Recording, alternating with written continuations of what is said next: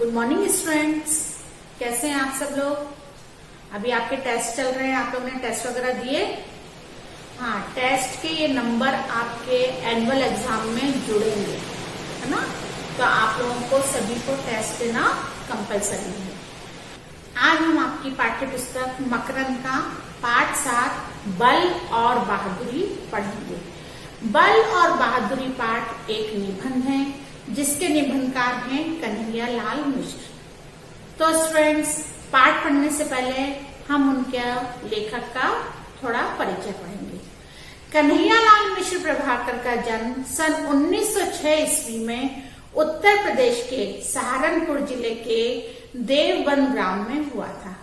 प्रारंभ से ही राजनीतिक एवं सामाजिक कार्यों में गहरी दिलचस्पी लेने के कारण आपको अनेक बार जेल यात्रा भी करनी पड़ी। पत्रकारिता के क्षेत्र में आपका योगदान अविस्मरणीय है। आप ज्ञानोदय पत्रिका के संपादक भी रहे। सहारनपुर नया जीवन पत्रिका का संपादन दायित्व भी आपने संभाला। आपने अपने स्नेह और संपर्क से हिंदी के अनेक नए लेखकों को प्रेरित और प्रोत्साहित किया। श्री प्रभाकर जी की अनेक पुस्तकें प्रकाशित हुई। नई पीढ़ी, नए विचार, जिंदगी मुस्कुराई, माटी हो गई सोना आपके रेखा चित्रों के संग्रह हैं। आकाश के तारे और धरती के फूल आपकी लघु कहानियों के शीर्षक है। दीप जले, शंख बजे संरचनात्मक रेखा चित्रों का संकलन है। जिंदगी मुस्कुराई तथा बाजे पायलिया के घुंघरू नामक संग्रहों के आपके प्रेरणादायी ललित निबंध हैं। श्री प्रभाकर जी हिंदी के रेखाचित्र, संस्मरण एवं ललित निबंधों के श्रेष्ठ लेखकों में से एक हैं। आपकी रचनाओं में कलागत आत्मपरकता होते हुए भी तटस्थता बनी रहती है। आपकी शैली की आत्मीयता एवं सहजता, आपकी शैली की आत्मीयता एवं सहजता पाठक के लिए प्रीतिकर एवं हृदयग्राही होती है। अब हम पाठ का केंद्रीय भाव पढ़ेंगे। बल बहादुरी निबंध यूं निबंध विवेचनात्मक निबंध की कोटि में आता है, किंतु इसकी विधा के संबंध में मतभेद भी की काफी गुंजाइश है। संपूर्ण निबंध समाज शैली में लिखा है, जिसका प्रत्येक वाक्य सूक्ति का काम करता है। 2.5-3 प्रश्नों के निबंध में गागर में सागर भरने का सतुत्य प्रयास किया है। इस निबंध का निष्कर्ष है, जल कल्याण करने वाली बहादुरी ही सात्विक और घृणीय है। तो अपन पाठ शुरू करते हैं, बल और बहादुरी। अब बल और बहादुरी में क्या अंतर है, बल क्या है और बहादुरी क्या है। देखो बच्चों, बल और बहादुरी का अर्थ लगभग समान है, लेकिन थोड़ा सा उसमें अंतर है। बल का मतलब होता है ताकत, है ना, और बहादुरी का मतलब है निडरता। समझ में आया कि ताकत हर किसी में है, लेकिन निडरता हर किसी में होना संभव नहीं रहता। कोई कोई बलशाली होता है, लेकिन डर के मारे वो अपना कार्य नहीं कर पाता, और कोई निडर होता है, लेकिन बल की कमी से वो अपना काम नहीं कर पाता। तो यहाँ पे है कि बल और बहादुरी दोनों का सामंजस्य कैसे ढाला जाए। तो मैं मेन बिंदुओं को आपको समझाती हूँ। पाठ बहुत बड़ा है, एक एक लाइन उसको पढ़ाई नहीं जा सकती है, तो मेन जो बिंदु हैं वो मैं आपको समझाती हूँ। बल में पुरुषत्व का निवास है और सहृदय में देवत्व का। लेखक कहते हैं कि पुरुषत्व का अर्थ है बहादुरी। जो मनुष्य बहादुर होगा वह यकीनन बलशाली भी होगा। ये दोनों गुण जिस व्यक्ति में होंगे, उनमें तीसरा गुण सहृदयता का विकसित हो जाएगा। यानी जिसमें बहादुर भी है और बलशाली भी है ना। जो बहादुर है और बलशाली है, तो उनमें तीसरा गुण अपने आप ही विकसित हो जाता है, वो होता है सहृदयता का। सहृदयता का अर्थ है प्रेम, अपनापन, दूसरों की भलाई करना।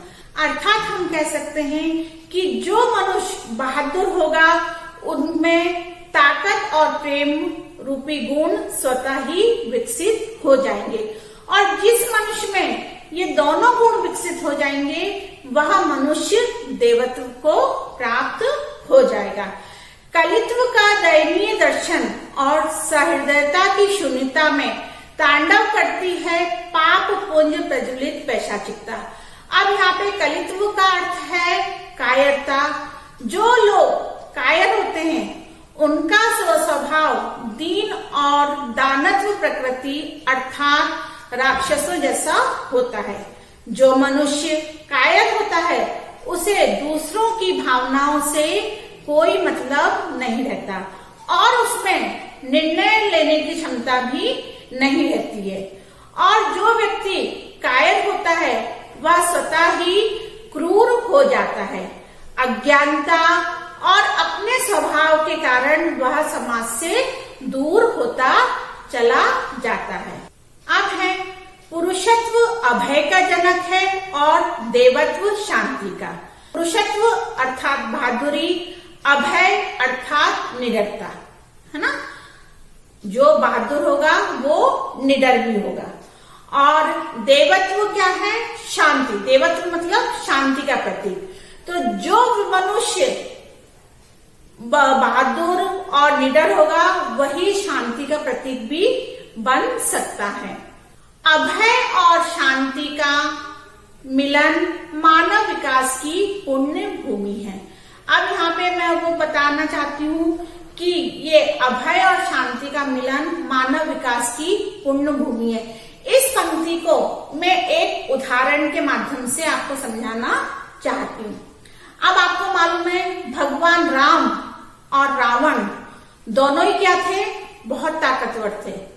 रावण भी बहुत ज्यादा अपने आप में बहुत बलशाली था और भगवान राम भी अपने आप में बहुत बलशाली थे। कृष्ण भी बहुत ताकतवर थे और जो उनके मामा थे कंस वो भी बहुत ताकतवर थे।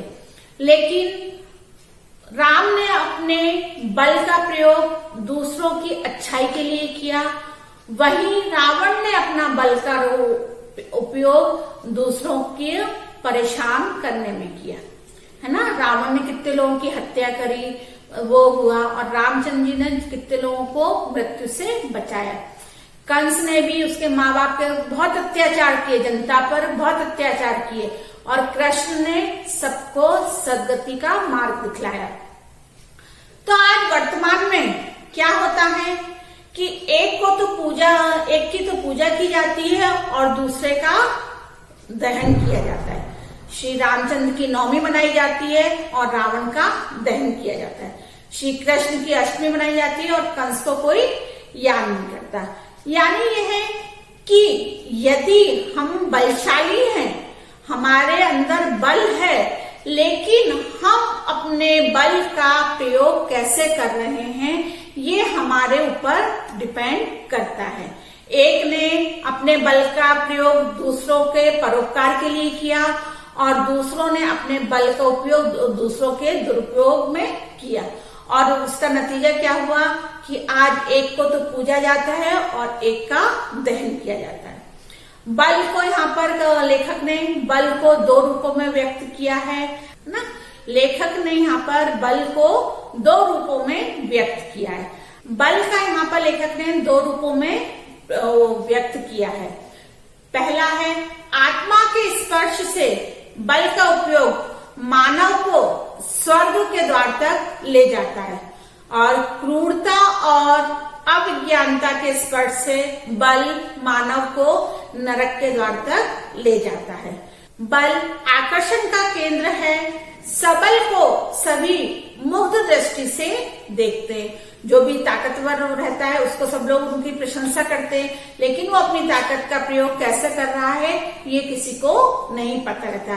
तो यहाँ पे है कि यदि हम अपनी आत्मा से सोचेंगे, हम दूसरों की भलाई के लिए सोचेंगे और उस बल का प्रयोग करेंगे तो वो हमें सीधे कहाँ ले जाता है? स्वर्ग के द्वार तक। कि हम परोपकार कर रहे हैं, दूसरों की सहायता कर रहे हैं, दूसरों की मदद कर रहे हैं तो हम सदगति कर रहे हैं। और यदि हम उसी बल को दूसरों को परेशान करने में, क्रूरता में या किसी और कारण से करते हैं तो लोग हमें ही बद्दुआएं देंगे, हमारा बुरा सोचेंगे और इस तरह हमको क्या मिलेगा, नरक का द्वार मिलता है। अब स्टूडेंट, कोई व्यक्ति वीर है या बहादुर है, उसकी परख अपन कैसे करेंगे, है ना? आप कर सकते हैं। अब एक छोटा सा उदाहरण लेते हैं। अपन स्कूल में कुछ संगीत प्रतियोगिता करते हैं तो अपन निर्णायक के रूप में संगीत जगत के ही किसी व्यक्ति को निर्णायक बनाते हैं। क्यों बनाते हैं? क्योंकि वो संगीत से संबंधित बारीकियों को पहचानता है, वो सही अपना निर्णय दे सकता है कि किस व्यक्ति ने, किस छात्र ने अच्छा गाया, है ना? किसी को भी जिसको संगीत की जानकारी नहीं होगी, अपन उसको नहीं होगी, उसको यदि किसी को अपन बना के ले आएंगे, जज बना के लाएंगे तो वो छात्रों के साथ उचित न्याय नहीं कर सकता। वैसे ही अपने प्रतिद्वंदी की प्रशंसा से ही हम गुणों को पहचान सकते हैं। जो हमारे टक्कर में, जैसे गायक की, एक गायक दूसरे गायक की ही वो गाने की पहचान बता सकता है। एक अच्छा पढ़ने वाला व्यक्ति दूसरे अच्छे पढ़ने वाले व्यक्ति के बारे में बता सकता है कि हाँ, ये वाकई में अच्छा पढ़ता है। एक कवि दूसरे के कवि की कविताओं के बारे में अपने को बता सकता है कि हाँ, इसकी कविता ज्यादा अच्छी थी। तो वो है कि यदि हमारा प्रतिद्वंदी नहीं होगा और यदि हमारा प्रतिद्वंदी हमारी प्रशंसा करता है तो उस समय वो हम वाकई प्रशंसा के लायक होते हैं, है ना? आप दूसरे कवि की प्रशंसा या निंदा कर सकता है। एक सच्चा वीर दूसरे वीर की प्रशंसा करने का अधिकारी है। उदाहरण के तौर पर इतिहास रत्न जयमल और वीर शिरोमणि फत्ता, ये राजस्थान के दो वीर हैं, है ना? उनके बारे में यदि हम सुनते हैं, वो करते हैं तो हमारे पास मन में ऐसे होता है हाँ होगा कोई, लेकिन जब उनका गुणगान कोई विश्व विजेता अर्थात अकबर करता है, क्योंकि अकबर तो वीरों का वीर था, पूरे साम्राज्य पे, पूरे भारतवर्ष पे उसने अपना आधिपत्य जमा रखा था, तो यदि वो व्यक्ति उनकी प्रशंसा कर रहा है तो समझ में आता है कि वाकई में ये वीर था। तो अपना प्रतिद्वंदी यदि हमारी प्रशंसा करे तो वो सही मायनों में प्रशंसा मानी जाती है। अब दूसरा उदाहरण अपन लेते हैं रानी लक्ष्मीबाई का, है ना? रानी लक्ष्मीबाई की वीरता की कहानियां अपन बचपन से ही सुनते आ रहे हैं, लेकिन अपन ने उनकी वीरता को देखा नहीं है, समझा नहीं है। समझा है क्या? केवल अपन ने सुभद्रा कुमारी चौहान का वो खूब लड़ी मर्दानी, वो तो झांसी वाली रानी थी, उनकी वो कविता सुनकर अपने में जोश आ जाता है ना? अपने हाथ पैरों में उमंग आ जाती है, वो आ जाती है, जो वीरता का वो भाव आ जाता है। लेकिन अपन उनको देख नहीं पाए, उनको समझ नहीं पाए, केवल उनकी रचनाओं को पढ़कर अपन उनके बारे में वो करते हैं कि वो वीर योद्धा थी। लेकिन जो उनका प्रतिद्वंदी था, कौन था उनका प्रतिद्वंदी? ब्रिटिश सेना का सेनापति ह्यू रोज, जो उनका प्रतिद्वंदी था, यदि वो अपने मुख से महारानी लक्ष्मीबाई की वीरता का गान करता है, गुणगान करता है, तो हमको समझ में आता है कि हाँ, वाकई में रानी लक्ष्मीबाई एक वीर योद्धा थी। और ह्यू रोज के शब्द आज भी इतिहास में स्वर्ण पन्नों पर जगमगा रहे हैं कि यदि कोई वीर महिला है तो वो रानी लक्ष्मीबाई है ना? अब बल और बुद्धि का वही संबंध है जो देह और आंख का है। बुद्धि कौशल के बिना बल का कुछ अर्थ नहीं है। बल के अभाव में बुद्धि कौशल क्या है? पंगु है ना? अब बल और बुद्धि, है ना, यानी ताकत और निडरता का वही संबंध है जो शरीर और आंख का है। यदि आंख नहीं है तो शरीर का कुछ महत्व नहीं है, और यदि शरीर है और आंख नहीं है तो आंख का भी कोई महत्व नहीं है। जिस प्रकार हमारी देह का संबंध आंख से है, जब तक हमारा शरीर है आंख हमारा मार्गदर्शन करती है।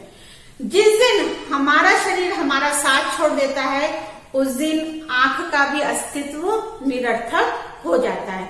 उसी प्रकार बल तभी तक साथ देता है जब तक उसके साथ बुद्धि का सामंजस्य होता है।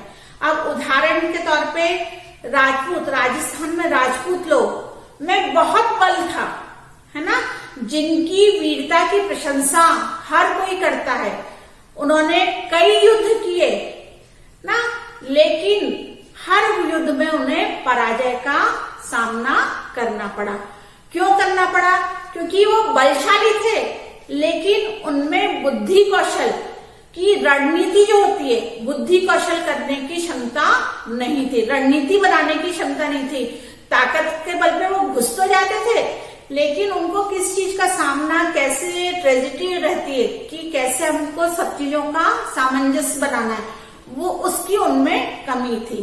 तो ये कहने का तात्पर्य कि बुद्धि के बल के साथ बुद्धि का होना भी उतना ही आवश्यक है जिस प्रकार देह के साथ आंख का होना वो है। क्योंकि उन लोगों ने हमेशा पराजय का वो सामना किया। इसका मुख्य कारण था कि उन लोगों में बल और बुद्धि का सही तालमेल नहीं हो पाता था। कोई अपनी रणनीति अलग बताता था, कोई अपनी रणनीति अलग बताता था। ताकत सब में थी, लड़ना युद्ध करना सब चाहते थे, लेकिन एक के राय मशवरे से लेकर एक के मार्गदर्शन पर चलकर वो युद्ध करना नहीं चाहते थे। सब लोग अपने आप को वीर और समझदार समझते थे और इस कारण से ही वो कभी भी अपने युद्ध में विजय हासिल नहीं कर पाए। अब बल और बुद्धि का एक दूसरा उदाहरण है शाहजहां। शाहजहां के दो बेटे थे, दारा और औरंगजेब। दारा जो उनका बड़ा बेटा था, उसमें वो इतना ताकतवर था कि उसमें कम से कम 60,000 हाथियों का बल था। मालूम है आप लोग को? 60,000 हाथियों का बल का स्वामी था। कम से कम, उससे ज्यादा हो तो कह नहीं सकते, लेकिन कम से कम वो 60,000 हाथियों के बल का मालिक था। और उसका जो छोटा बेटा था औरंगजेब, वो दारा के मुकाबले आधा ही बलशाली था, लेकिन बुद्धि कौशल के मामले में औरंगजेब दारा से कहीं आगे था। तो नतीजा क्या हुआ कि दारा की जो मृत्यु हुई वो इतनी भयंकर हुई, इतनी विभत्स हुई कि पत्थर भी अगर उसको देख लेता तो पत्थर भी पसीज जाता। और भाई इसके विपरीत औरंगजेब ने अपनी बुद्धि और ताकत के बल पर पूरे साम्राज्य पर अपना राज्य करवाया, है ना। औरंगजेब ने बुद्धि और बल का वो करके साम्राज्य का अधीश्वर बन बैठा। आया समझ में कि बुद्धि के साथ बल के साथ बुद्धि का वही है जैसे देह और आंख का है। अब ये रहता है कि जब कहीं कहीं ये रहता है कि जब हमको बुद्धि का और ताकत का सामंजस्य कहां से, दिमाग से, है ना। जब उदाहरण के तौर पर बताऊं, जब हमको गुस्सा आता है तो हम गुस्से में अपनी ताकत का वो कर लेते हैं, हम अपने मन की नहीं सुनते, है ना। दिमाग से हम सुनते नहीं है। वो किसी ने बोला कि उसने हमको मारा, चल दिए मारने, जबकि हमको क्या करना चाहिए, पहले उससे भी पूछना चाहिए तूने क्यों मारा, कारण तो पूछो नहीं। लेकिन जो वो अपने को अपने ताकत का इस्तेमाल करना है तो अपन सीधे उसको मारने चले जाते हैं। जब वो अपने को बताता है तो फिर अपने को पश्चाताप होता है कि अरे वो सही था, अपन ने गलती कर दी।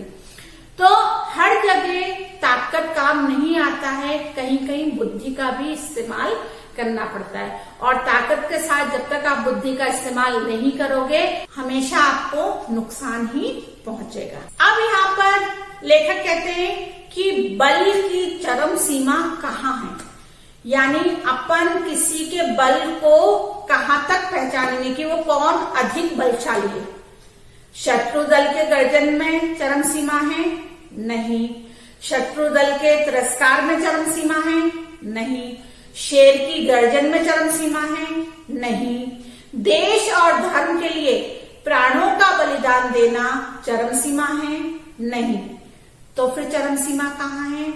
हंसते हुए अपने चारों ओर पराजय का माहौल क्यों ना हो, आप पराजित होने वाले हों, पर आपके माथे पर शिकन ना आए, आप भयभीत ना हो, अर्थात किसी भी विपरीत परिस्थिति में आप क्यों ना हो, आपके अधरों पर, अधरों मतलब ओठों पर, आपके अधरों पर अविचल मुस्कान सदैव रहनी चाहिए। यानी अपने सामने चाहे कितनी भी मृत्यु ही साक्षात सामने क्यों ना खड़ी हो, हमारे माथे पर बल नहीं पड़ना चाहिए और हमारे अधरों पर घबराहट के, हमारे चेहरे पर हमें घबराहट के चिन्ह नहीं दिखाई देना चाहिए और हमारे चेहरे पर हमेशा एक मधुर मुस्कान रहनी चाहिए।